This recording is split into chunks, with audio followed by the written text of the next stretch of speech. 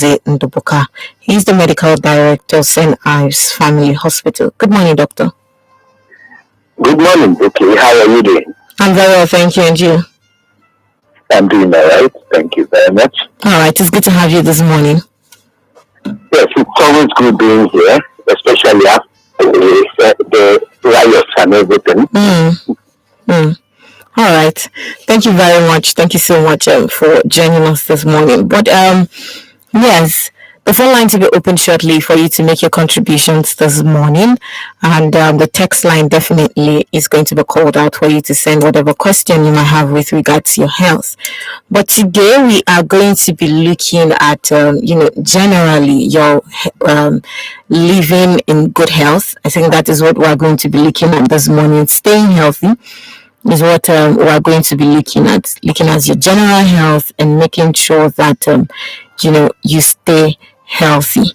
But Dr. Buka, let's start off exactly with how we can come about this and how we can go about staying healthy.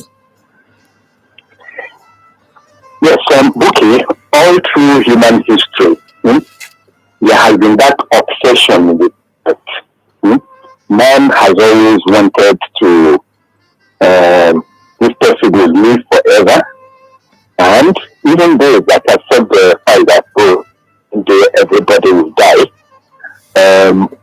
also want a situation whereby that death will not come until what Nigerians call very ripe old age. And when most people use the phrase ripe old age, what they usually mean is in the late 90s, when someone is 95, 96, 100 and above. And throughout this period, human beings always wish for good health. And the wish for good health is a good thing. I wish for good health throughout my life, just like I'm sure you, okay, I wish for good health also. When you are healthy, the quality of your life improves. The quality of it improves. Remember the popular saying that health is wealth. I always modify that statement by saying that health is greater than wealth. Because as a doctor, I have seen lots and lots and lots of wealthy people who are sick, very sick, and who at the moment of their illness are unable to appreciate the extent of their wealth. Their wealth becomes useless because the body is not good enough to enjoy the benefits of that health. So, health is something which the importance of which we cannot overemphasize. The human body from conception through birth to adulthood and indeed to the ultimate call of death, the body carries us every single day. And this body, like your car, needs to be in good shape to perform well. Okay. So, many people might not really understand that the human being is like a working chemical lab, with billions upon billions of chemical reactions going on every day within your body. And all it takes for you to fall sick is for an error in one of those chemical reactions. When there's an error in one of the chemical reactions within the human body, the individual falls sick. And what can cause error within? A number of things can cause an error in the chemical reactions going on in your body. External factors are one. And by external factors, we mean, could it be an organism like bacteria, viruses, fungi coming in and disrupting your body's well-aligned chemical processes? The external factors could also be chemical chemical? Could it be due to pollution of the environment? Hmm? Or due to contact with what we call an allergen? An allergen is something that you react to. All these can alter the chemical reaction. It could also be internal. Hmm? And by internal, what do you mean? It could be that your body's well set and well thought out processes, hmm, are sabotaged by errant cells of your body, which go outside the set norm within the body. And such an individual has an altered ecosystem within the body, and the person falls sick. Now, the job of a job, and indeed the job of all medical personnel, is to recognize this error in the biochemical processes within the human body, and to do everything possible to try to set it back to what it should be. And that is where the importance of showing up in the hospital on time comes in. We live in a society where, unfortunately, people tend to delay visits to see their doctor until the ailment becomes so severe that the doctor, in many instances, will be able to do little or nothing. Okay. Now, I always tell people that remember that a stitch in time saves 9. That saying a stitch in time saves 9 cannot be more true in medicine. The earlier you present to the hospital to complain about your ailment, the better for you as an individual, because it makes a doctor's work easier in terms of diagnosing you and in terms of treating you properly. And it's also kinder to your pocket, because when you present early and an ailment is caught on time, you tend to spend less money in treating a patient.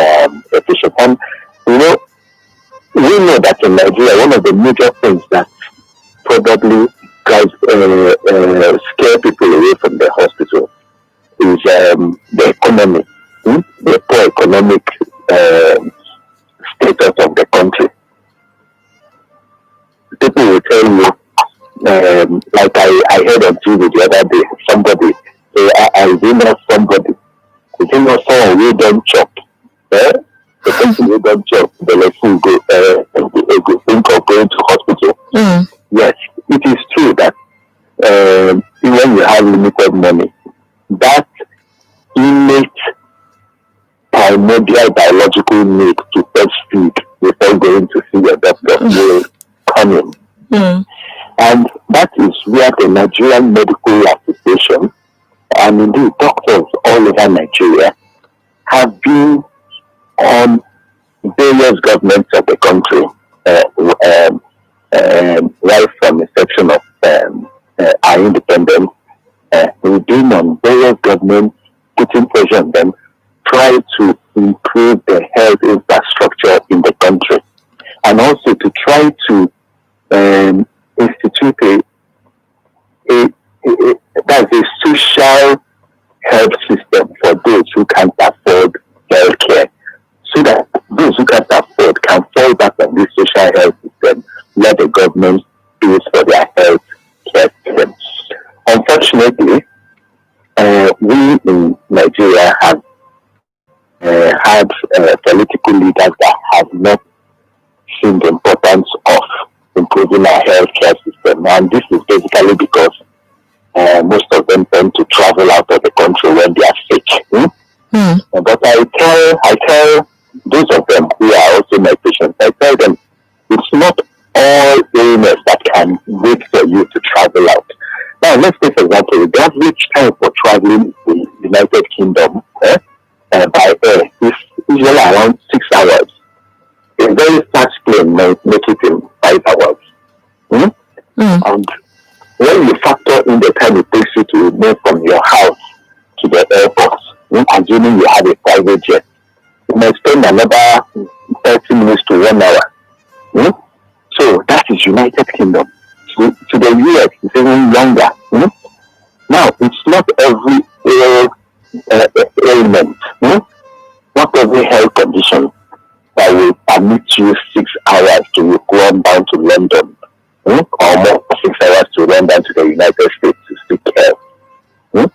But if you have a good, well-equipped healthcare facility in every state of the country, you can get there in minutes, and you can get your life saved.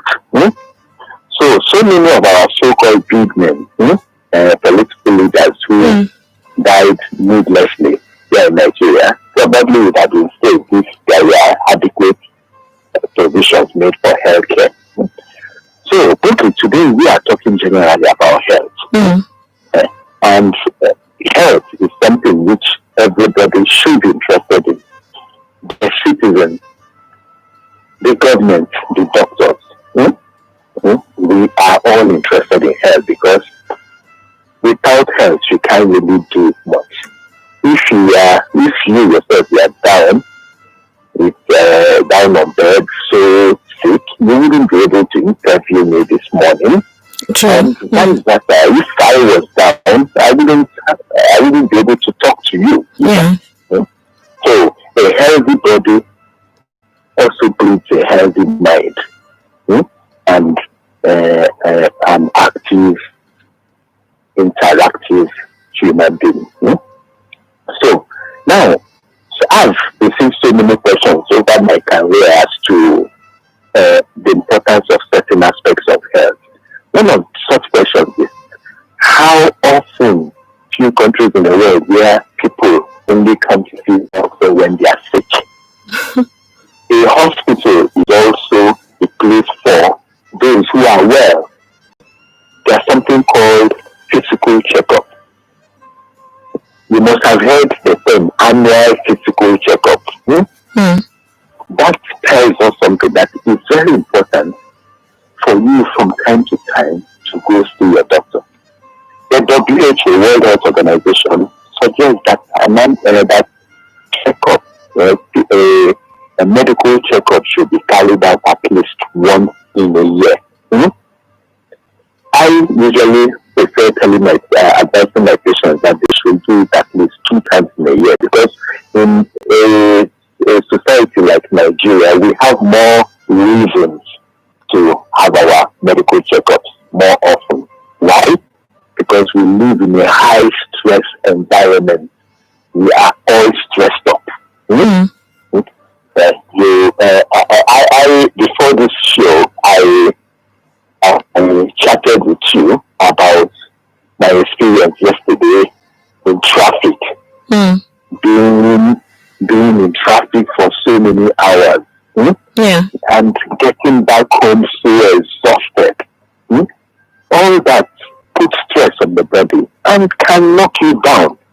So in Africa, especially in Nigeria, I personally will go against the WHO, which says once a year. I will say your medical checkup at least 2 times a year.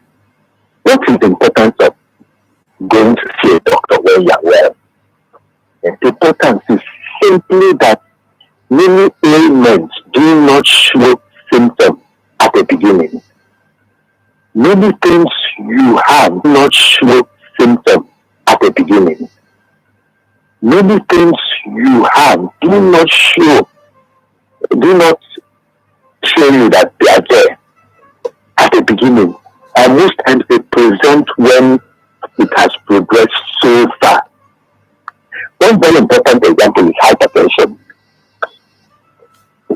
Hypertension in medicine is nicknamed silent killer. The silent killer. Why is it called the silent killer? It's called the silent killer basically because most people that are hypertensive do not know that they are hypertensive. In my career as a doctor, I have lost count of the number of people who discovered while visiting the hospital or when one thing or the other, we discovered that they are hypertensive. These people were normal, didn't have any symptom, didn't have any thoughts of hypertension, only for them to come. Some of them might even have escorted their spouses or their children to the hospital. And while in the hospital, decided, okay, yeah, since I'm here, please, doctor, can you people check my blood pressure? And their blood pressure checked, and it is seen that their blood pressure is so high. Meanwhile, they didn't know. So many other things are like that. Diabetes at its beginning may not show symptoms. Many other ailments, many cancers at their beginning may not show symptoms. So when you go for an annual medical checkup, even though you are well, it affords the doctor the opportunity to investigate you and to possibly detect an ailment that is just starting, which you may not know. And as I said before, each in time saves 9. When these ailments are detected on time, the doctor can take steps to make sure that it is nipped in the bud, that the ailment is treated earlier, probably cured. In my hospital, we've had cases in which you discover a lump, a breast lump, for example, and you remove the lump. And by removing the lump, you could inadvertently have saved such a person from having cancer of the breast. Okay. So these are some of the things.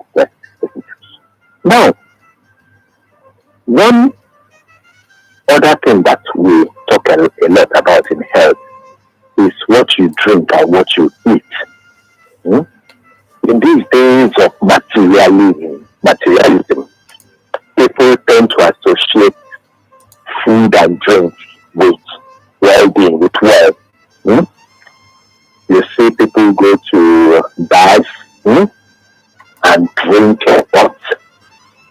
various wines. I've actually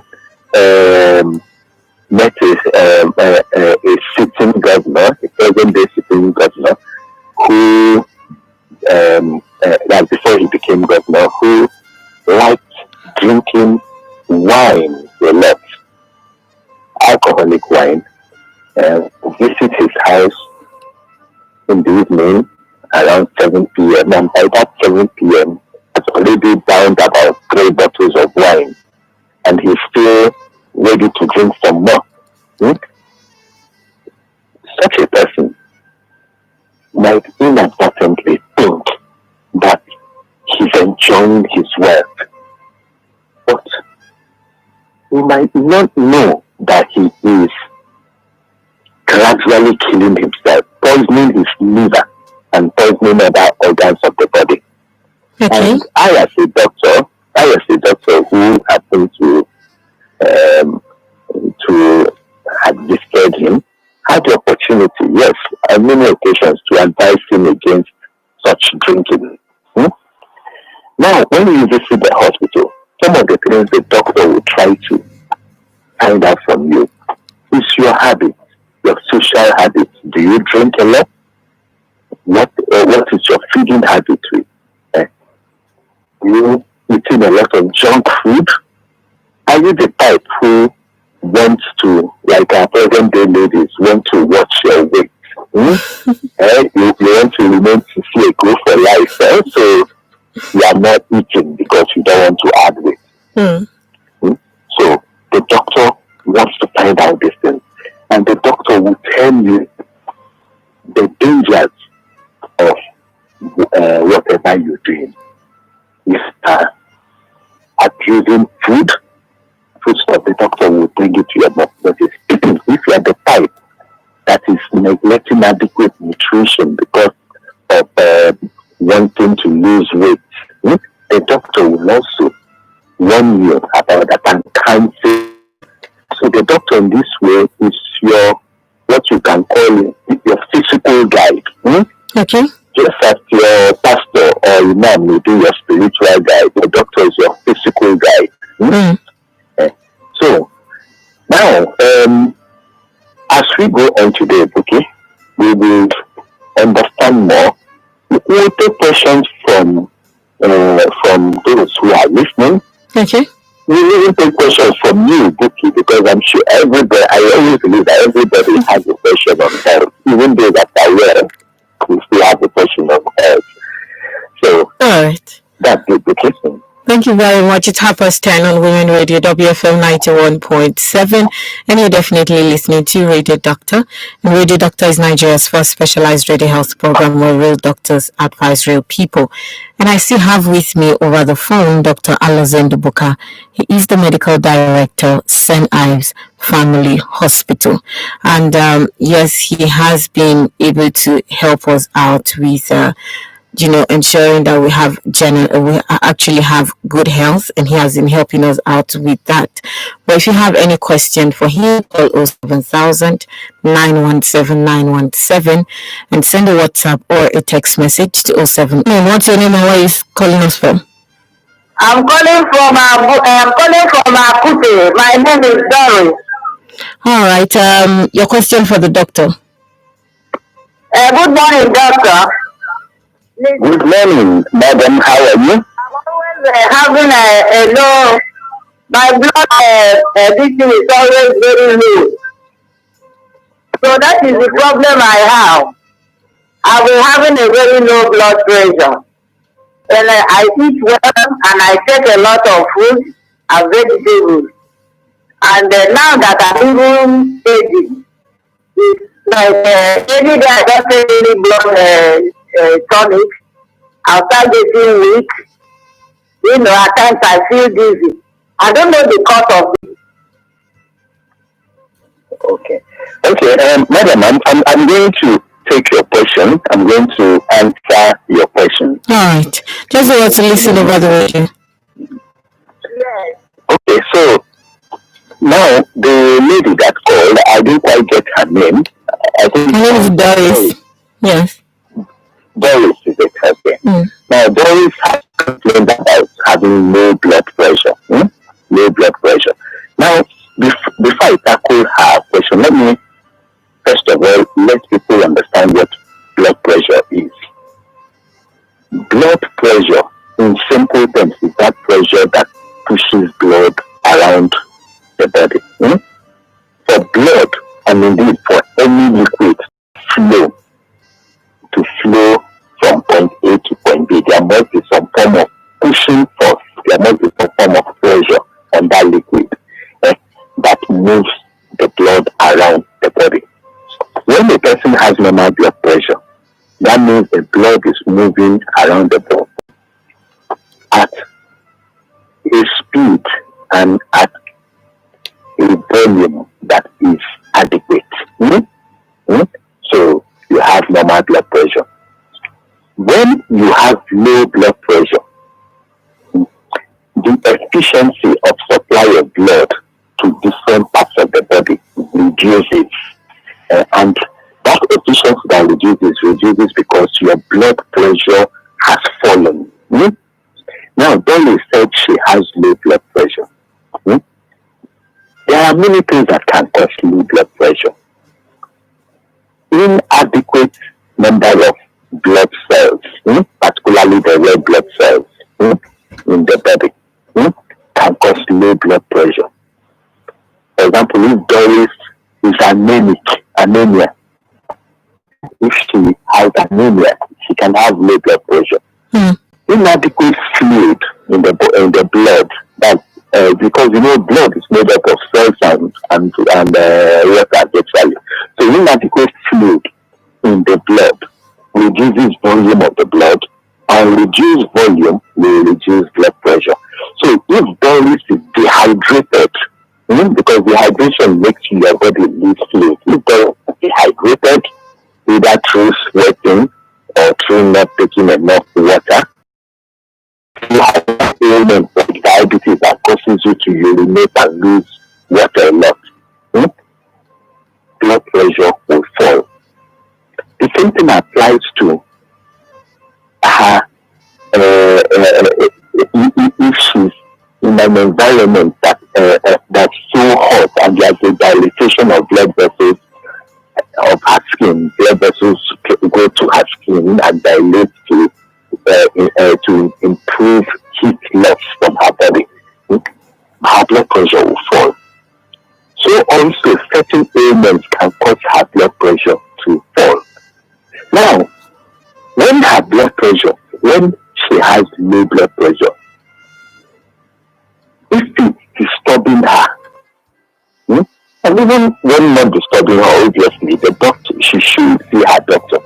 And if she were to see a doctor like my, I would want to investigate her to find out why is she having low blood pressure. I will want to check what is her kidney function like, because the kidney plays a very important role in regulation of blood pressure. I would like to find out what are her hormone grades like. Various hormones like adrenaline, like cortisol, the stress hormone, Okay. and indeed hormones like the thyroid hormones play a role in regulation of blood pressure. So I would like to find out how this hormone counts are. So when she sees a doctor and a thorough check, a thorough laboratory investigation is undertaken, the cause of her low blood pressure will be identified and an adequate treatment given. Now, Doris said that because of her low blood pressure that she's been taking blood tonic. She's been self-medicating. From time to time, she goes to buy blood tonic and drink. That, to me, is what we call drug abuse. She's been abusing blood tonic. Now, most of the so-called blood tonic, most of those so-called things have iron in them. And an abuse of such tonics can lead to, and that can cause its own problems. That can poison her body and make her problem to be worse.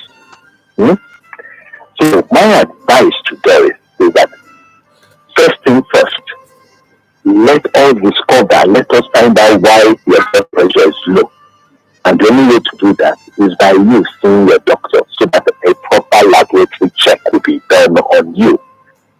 And subsequently, a treatment planned for you and adequate for you will be recommended by your doctor. All right.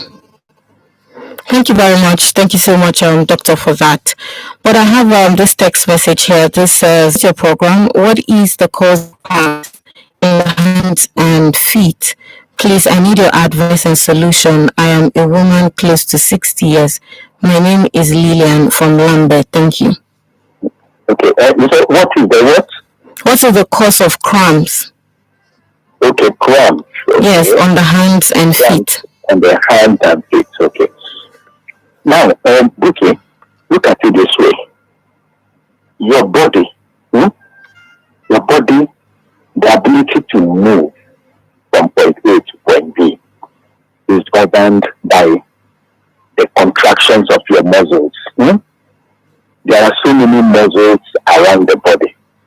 So many muscles. There are muscles of the leg, muscles of the feet, muscles of the hand, muscles of the arm and forearm. These muscles contract and relax to enable movement or one activity or the other.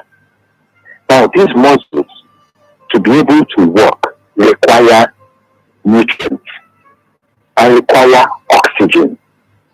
These muscles, these nutrients and oxygen to metabolize. And nutrients and oxygen are carried to the muscles by blood. When nutrients and oxygen are supplied to the muscle cells metabolize these to generate energy to allow them to enable contract. And metabolism produces waste products, which the cells of the muscles put back into the blood for for for.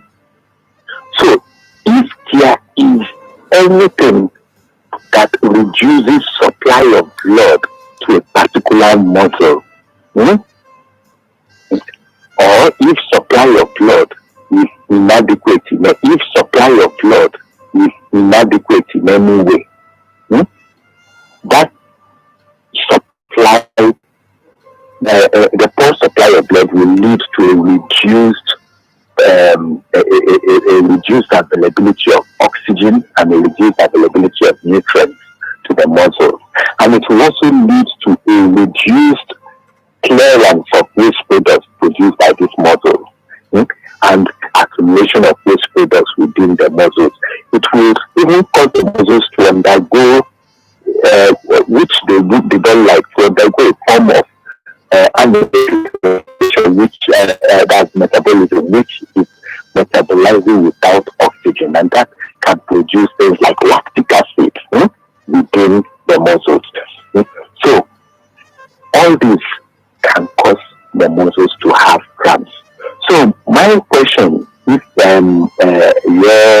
the person that sent the message had called, my question to him or her would have been, at what times of the day does he or she notice those cramps?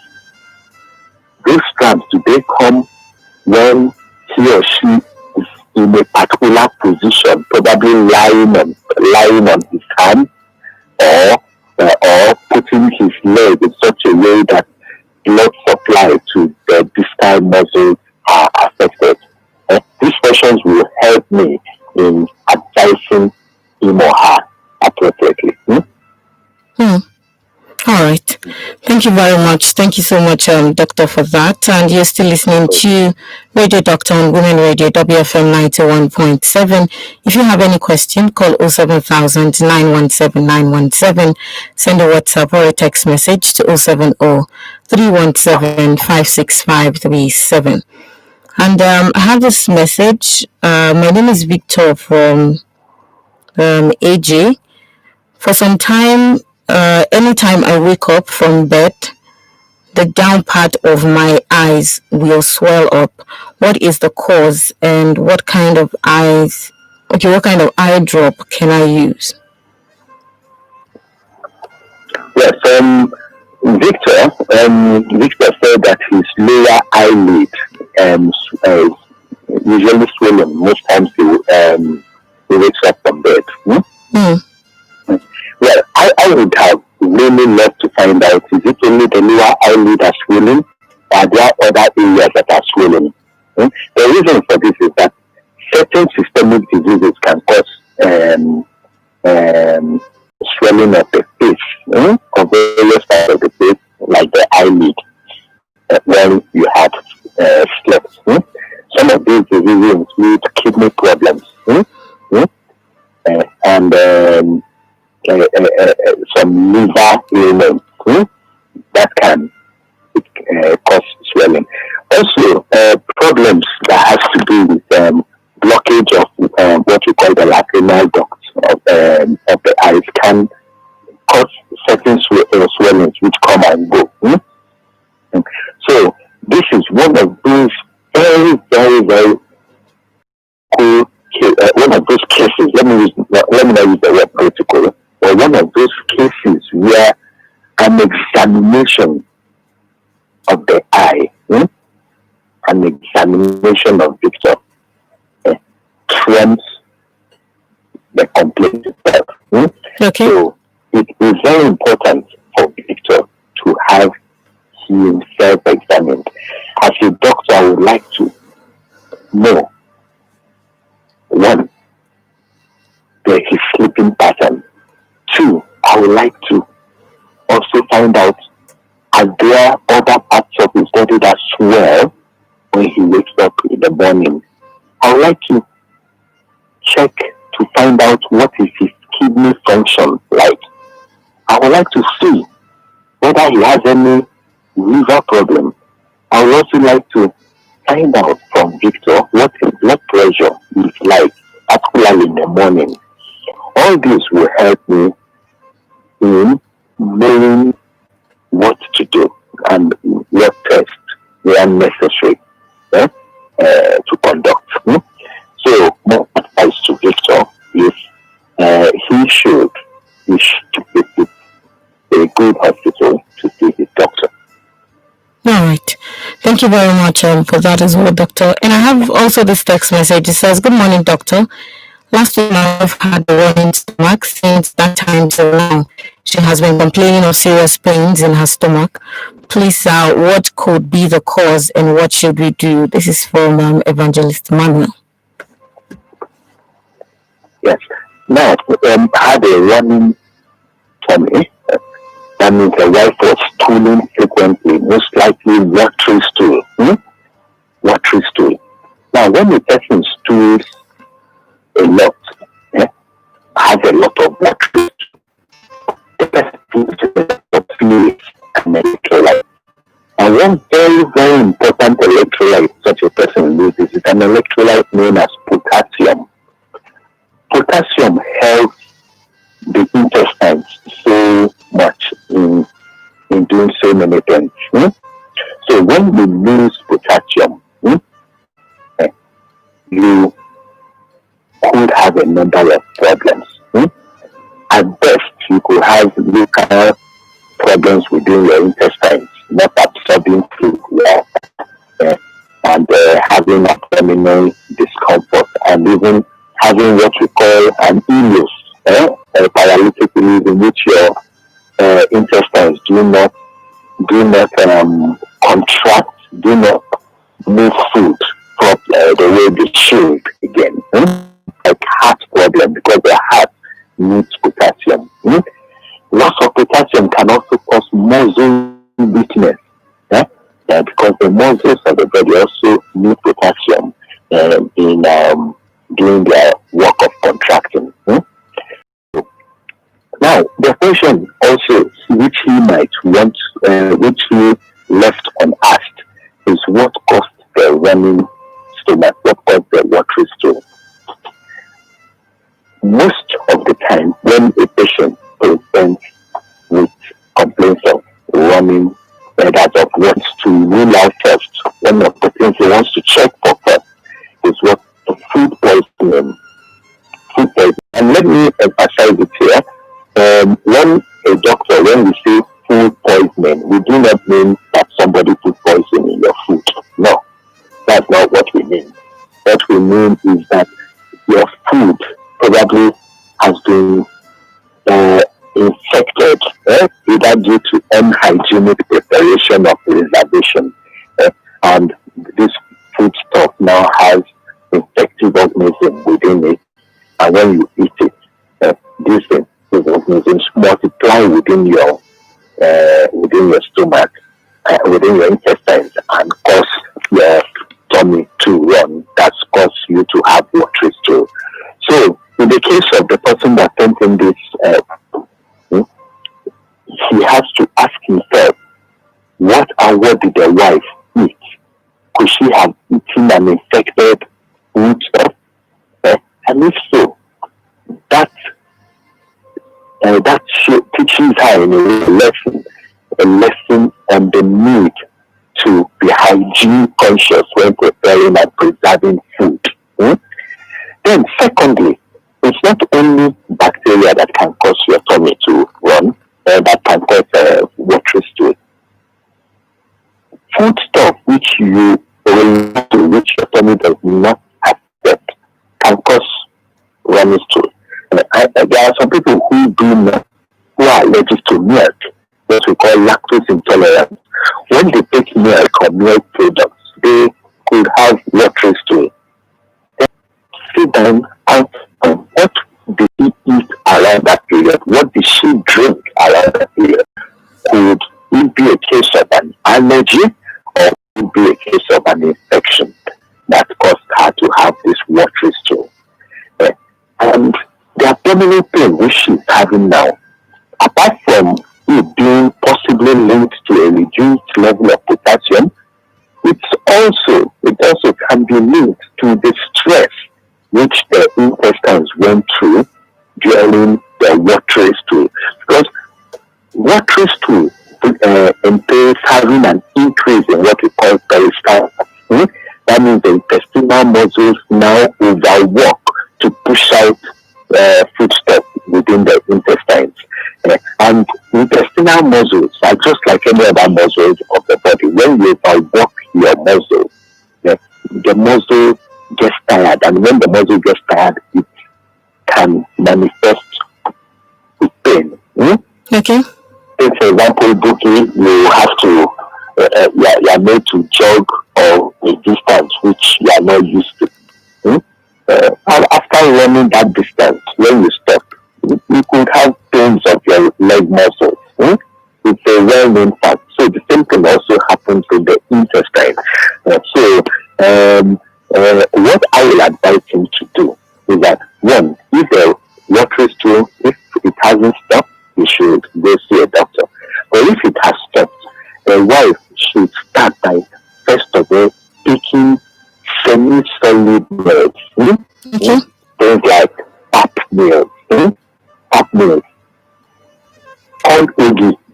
Ugi in Yoruba. Called Ugi and all this, So, the wife can start by taking it and take small amounts of food.